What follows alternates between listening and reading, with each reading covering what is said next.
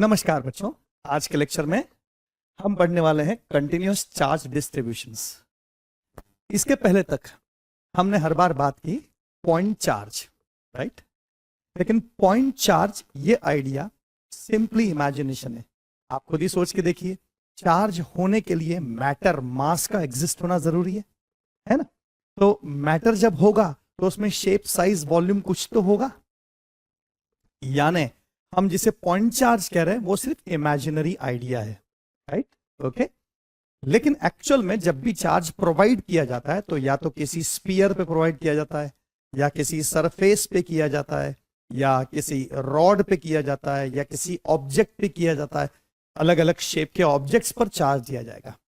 अब इसका मतलब यह हुआ कि चार्ज जो है वो distributed either on a line, है ना, या फिर charge distributed either on a surface, या फिर charge distributed on entire volume.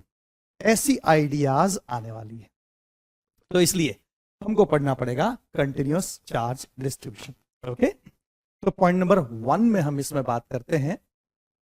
Till now we talked about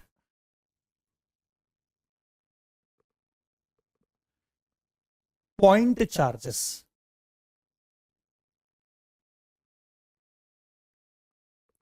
But in real practical situation,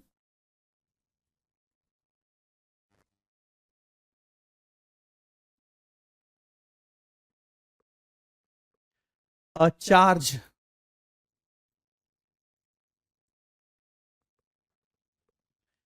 cannot be a point size charge. Practical situation में point size का charge होना नामुमकिन है, right? क्योंकि charge देने के लिए किसी ऑब्जेक्ट को लेना पड़ेगा और ऑब्जेक्ट में हमेशा शेप और साइज होता है, ठीक है? Hence practically we provide charge on objects which possess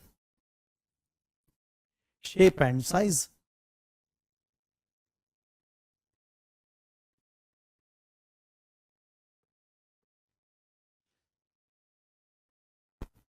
When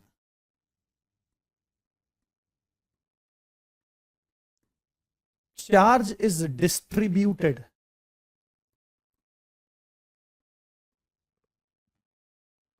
over an object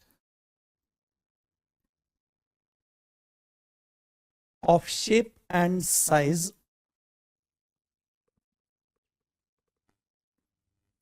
we study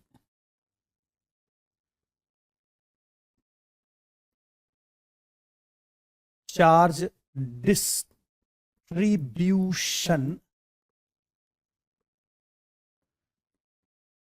along a line or surface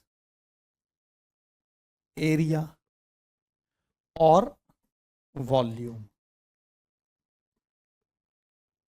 जब चार्ज को डिस्ट्रीब्यूट कर दिया है किसी ऑब्जेक्ट पर, तो ऑब्जेक्ट के या तो किसी लाइन पर चार्ज होगा, या ऑब्जेक्ट के सरफेस पर चार्ज होगा, या फिर ऑब्जेक्ट के एंटायर वॉल्यूम में चार्ज होगा। इसलिए हमको अलग अलग प्रकार के चार्ज डिस्ट्रीब्यूशन स्टडी करना पड़ते हैं, ठीक है ना? तो पहले प्रकार का चार्ज डिस्ट्रीब्यूशन है linear charge distribution. Of course नाम से समझ में आ रहा है कि जब चार्ज एक लाइन पे डिस्ट्रीब्यूट होगा तो लीनियर चार्ज डिस्ट्रीब्यूशन की बारी आएगी। ओके, तो लीनियर चार्ज डिस्ट्रीब्यूशन में हम उन ऑब्जेक्ट्स पर चार्ज की बात करेंगे जो ऑब्जेक्ट क्रॉस सेक्शन एरिया में तो बहुत कम है, बहुत नेग्लिजिबल क्रॉस सेक्शन एरिया है, लेकिन लंबाई उनकी बहुत ज्यादा है, जैसे कोई रॉड, तो रॉड की लेंथ बहुत ज्यादा है लेकिन जो एरिया ऑफ क्रॉस सेक्शन है वो बहुत कम है। तो ऐसी सिचुएशंस में अगर ऐसे ऑब्जेक्ट पर चार्ज दिया जाए तो हम लीनियर चार्ज डिस्ट्रीब्यूशन की बात करेंगे। तो this is used when charge is distributed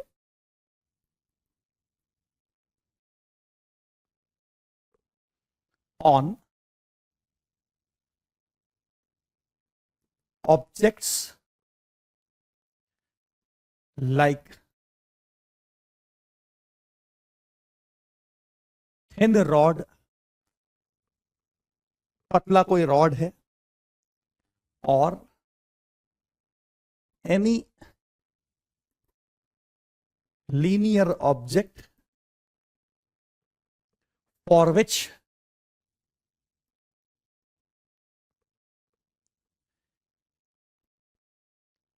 area of cross section is very small but length is large। तो लीनियर चार्ज डिस्ट्रीब्यूशन की बात जब भी करेंगे तो हमको डिफाइन करनी पड़ेगी लीनियर चार्ज डेंसिटी। ओके, यहां पर एक शब्द आएगा चार्ज डेंसिटी, है ना। जैसे डेंसिटी मास अपॉन वॉल्यूम होता है, लेकिन मैकेनिक्स में कई जगह हम मास अपॉन एरिया के फॉर्म में डेंसिटी को एक्सप्रेस करते हैं उन ऑब्जेक्ट्स के लिए जिन ऑब्जेक्ट की थिकनेस बहुत कम होती है लेकिन सरफेस एरिया लार्ज होता है, जैसे कोई शीट हो बड़ी सी, तो उसके लिए हम डेंसिटी को मास अपॉन एरिया डिफाइन कर लेते हैं कई जगहों पर।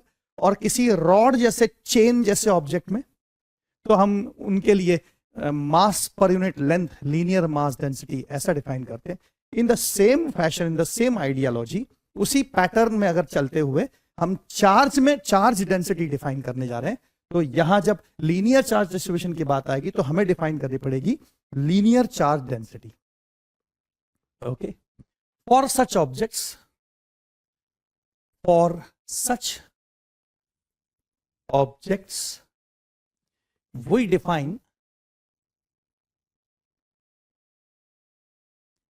linear charge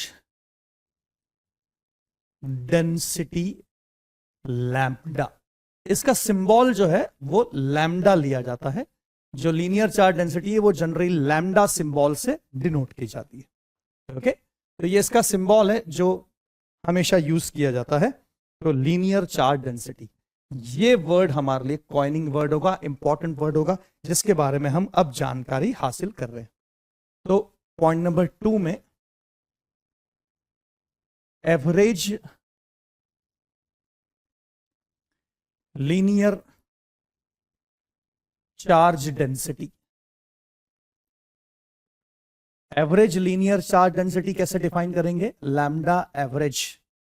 अब इसको डिफाइन करने का तरीका हमारे पास है, lambda average is equal to total charge divided by total length. Okay, total charge को टोटल लेंथ से डिवाइड कर देंगे तो हमें मिलेगा lambda average, average linear charge density. इसकी यूनिट ऑफ कोर्स होगी कूलम्ब पर मीटर। तो कूलम्ब यूनिट हो गई चार्ज की और मीटर यूनिट हो गई लेंथ की। तो कूलम्ब पर मीटर इसकी एसआई यूनिट हो जाएगी, राइट। ये हो गई एवरेज लीनियर चार्ज डेंसिटी। और कई बार हमको यूज करना पड़ेगा इंस्टंटेनियस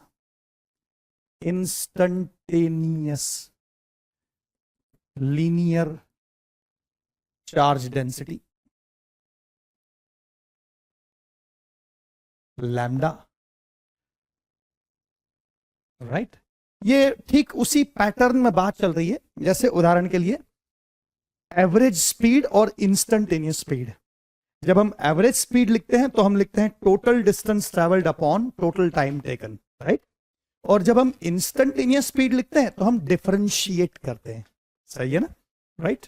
सेम आइडियोलॉजी यहां पर भी बात आती है कि एवरेज लीनियर चार्ज डेंसिटी में total charge upon total length, और इंस्टेंटेनियस लीनियर चार्ज डेंसिटी में लैम्डा को हम डिफाइन करेंगे dq बाई dl। तो dq small amount of charge in small amount of length l, है ना। तो अगर एक लाइन के ऊपर, एक रॉड के ऊपर या एक चेन के ऊपर एक चार्ज डिस्ट्रीब्यूशन है और वो कुछ इस प्रकार का है कि उसका छोटा सा हिस्सा ले लिया dl लेंथ का, तो उसमें चार्ज वैल्यू dq है, तो उस जगह की जो लीनियर चार्ज डेंसिटी इंस्टेंटेनियस होगी वो dq बाई dl होगी। अगेन यूनिट तो सेम आएगा, कूलम पर मीटर, ये इसकी यूनिट आ जाएगी, ठीक है ना। और ऑफ कोर्स यहां से हम इस प्रकार से भी लिख सकते हैं कि टोटल चार्ज निकालना हो तो dq बराबर लैम्डा इंटू dl, इसको इंटीग्रेट कर देंगे तो टोटल चार्ज आ जाएगा। तो इस फॉर्मेट में भी इसको लिखा जा सकता है, ठीक है, राइट। ये एग्जैक्टली उसी तरह की आइडिया है जैसे डेंसिटी डिफाइन करते हैं अपन, mass upon volume, mass upon area, mass upon length. तो मैकेनिक्स में जरूर हमने क्वेश्चन सॉल्व किए होंगे चेन के, रॉड के, है ना। तो उन 11th क्लास के सवालों में, उन रॉड के सवालों में या चेन के सवालों में हम हमेशा मास अपॉन लेंथ को डेंसिटी लेते थे। वो सेम आइडियोलॉजी यहां पे चार्ज के अंदर आ गई है, राइट। तो लीनियर चार्ज डेंसिटी लैम्डा को हमने डिफाइन किया है। लीनियर चार्ज डिस्ट्रीब्यूशन में लीनियर चार्ज डेंसिटी एक नई टर्म हमने सीखी। अब अगली आइडिया पे आते हैं, सरफेस चार्ज डिस्ट्रीब्यूशन। तो नेक्स्ट आइडिया पे आते हैं अपन, surface charge distribution.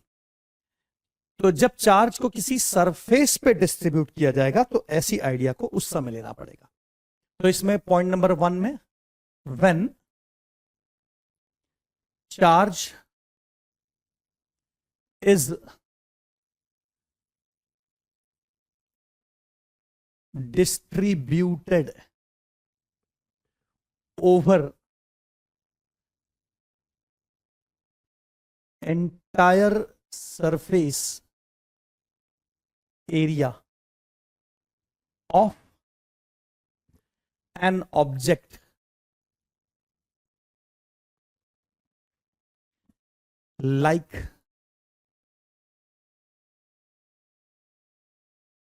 large sheet,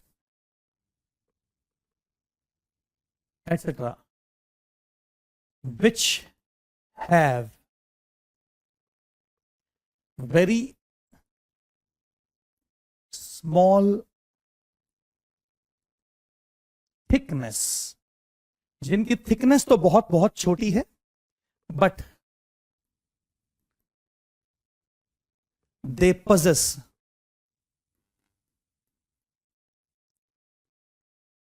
very large surface area.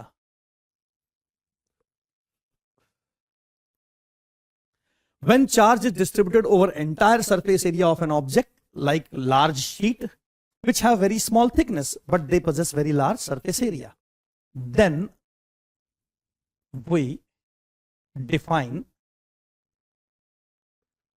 surface charge distribution. Surface charge distribution and surface charge density sigma. इसका सिंबल यूज करते हैं अपन सिग्मा। जैसे लाइन के लिए लीनियर चार्ज डेंसिटी थी, वैसे सरफेस एरिया पर अगर चार्ज डिस्ट्रीब्यूटेड है तो हमारे पास है सरफेस चार्ज डेंसिटी। ओके, तो सरफेस चार्ज डेंसिटी सिग्मा का इस्तेमाल हम करेंगे। इसका सिंबल है सिग्मा। इसका इस्तेमाल हम करेंगे अगर हम किसी बड़े सरफेस एरिया पर, दरवाजे पर, है ना, एक एग्जांपल हो सकता है दरवाजा जिसकी थिकनेस तो कम है लेकिन एरिया बहुत ज्यादा है, या दीवार पर, ठीक बात है ना, जिसकी सरफेस एरिया बहुत ज्यादा है और मोटाई उसकी तुलना में बहुत बहुत कम है। या एक थिन फिल्म है, थिन शीट है, तो उसकी थिकनेस जो है वो बहुत कम है, लेकिन उस शीट का स्प्रेडेड एरिया जो है वो बहुत बड़ा है। तो ऐसी सिचुएशंस में अगर चार्ज डिस्ट्रीब्यूटेड है तो फिर हम यूज करेंगे सरफेस चार्ज डेंसिटी। ओके, अब इसमें भी ऑफ कोर्स दो प्रकार होंगे बच्चों। तो सबसे पहले लिखेंगे एवरेज सरफेस चार्ज डेंसिटी। तो अगर सिग्मा एवरेज डिफाइन किया जाए, एवरेज सरफेस चार्ज डेंसिटी, तो इसको भी लिखा जाएगा sigma average is equal to total charge divided by total surface area. तो इसलिए इसका यूनिट भी उस हिसाब से कूलम पर मीटर स्क्वायर होगा, क्योंकि एरिया की यूनिट मीटर स्क्वायर है, तो कूलम अपॉन मीटर स्क्वायर इसका यूनिट हो जाएगा। और इसमें एक और चीज आएगी, इंस्टंटेनियस सरफेस चार्ज डेंसिटी, और इसे सिग्मा डिफाइन करेंगे और इसके बारे में लिखेंगे sigma is equal to D q upon d ए।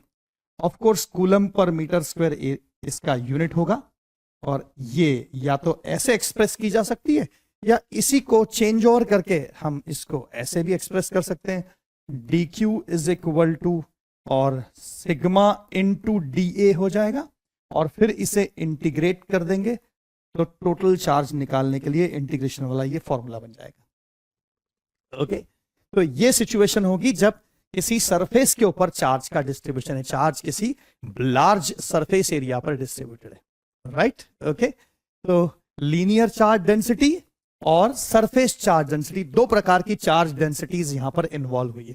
अब तीसरे प्रकार पर आते हैं, वॉल्यूमेट्रिक चार्ज डिस्ट्रीब्यूशन। ऐसा भी हो सकता है कि चार्ज जो है वो एंटायर वॉल्यूम के ऊपर स्प्रेडेड है। तो अगर चार्ज एंटायर वॉल्यूम के ऊपर स्प्रेडेड है तो फिर हम इस बारे में किस प्रकार से बात करेंगे, तो if charge is distributed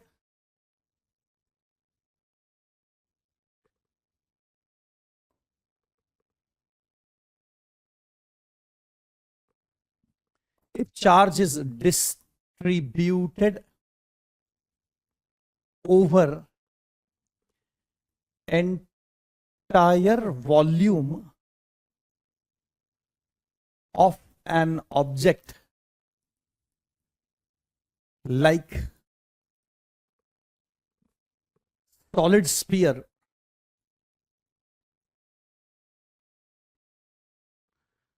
or solid cube etc., then we define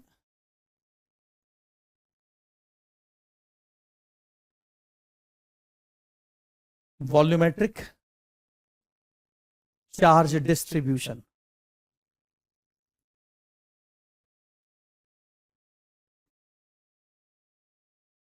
And we define volumetric charge density. Volumetric charge density, और इसका सिंबल होता है रो। तो lambda sigma rho, lambda linear charge density, sigma surface charge density, और rho volumetric charge density. Okay, तो तीन प्रकार की चार्ज डेंसिटीज हम इंट्रोड्यूस कर रहे हैं यहां पर, जिसका उपयोग आगे क्वेश्चंस में किया जाएगा। तो पॉइंट नंबर 2 में बात करते हैं एवरेज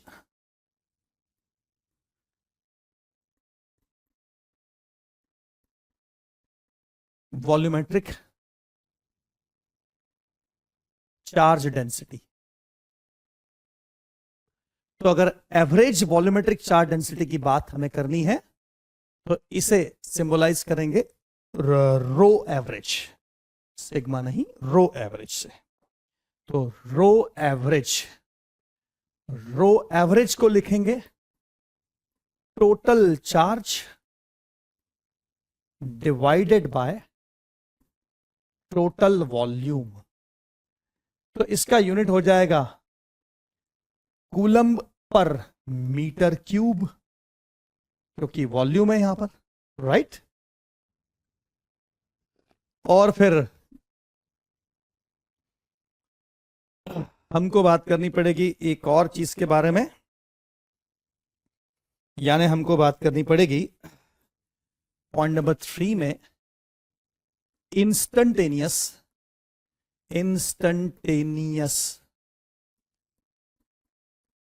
वॉल्यूमेट्रिक चार्ज डेंसिटी यानी कि रो। और ऑफ कोर्स इसको डिफाइन करते समय डिफरेंशिएशन यूज करेंगे। तो rho is equal to D Q by D we.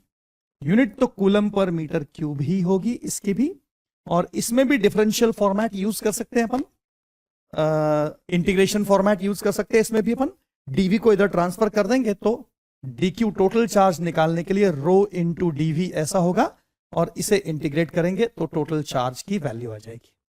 तो इस प्रकार से हम अलग अलग चार्ज डिस्ट्रीब्यूशंस को यूज कर पाएंगे। ओके, अब थोड़ा सा आगे, जब चार्ज डिस्ट्रीब्यूशंस के बारे में हमने कुछ बातें सीख ली है तो हमको कुछ स्पेशल बातें अभी और समझनी पड़ेंगी ताकि हम आगे के सवालों को हैंडल कर सकें। तो एक नोट यहां पर इस प्रकार से हम लिख रहे हैं कि in case of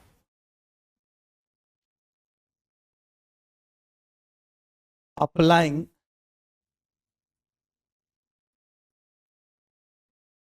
Coulomb's law to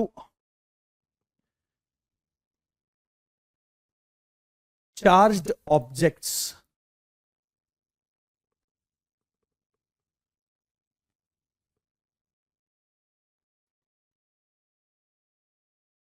it should be kept in mind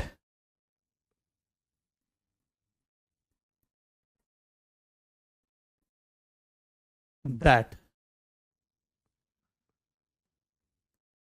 F is equal to 1/4 pi epsilon 0 Q1 Q2 upon R square।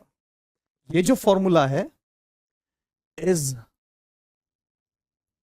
only used in case of